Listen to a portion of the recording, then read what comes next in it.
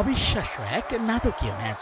Round of 32 এর ম্যাচে রোনালদোর পর্তুগালের প্রতিপক্ষ আন্ডারডগ লুকা মদ্রিচের ক্রোয়েশিয়া। ম্যাচের প্রথমার্ধ আক্রমণ পাল্টা আক্রমণে গোল শূন্য থাকার পর দ্বিতীয়ার্ধে গিয়ে গোল খেয়ে বসে পর্তুগাল। যদিও পেনাল্টি থেকে গোল করে দলকে সমতায় ফেরাতে খুব বেশি সময় নেননি পর্তুগিজ সুপারস্টার রোনালদো।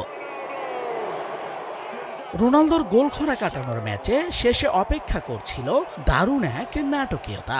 90 মিনিটের খেলা শেষে চতুর্থ অফিসিয়াল যখন 10 মিনিট অতিরিক্ত সময় দিয়েছিলেন, তখন মনে হচ্ছিল খেলাটা বুঝি যোগ করা সময়ে চলেই যাচ্ছে। কিন্তু এক গোলে সমতায় থাকা ম্যাচে 94 মিনিটে গিয়ে গোল হজম করে বসে ক্রোয়েশিয়া।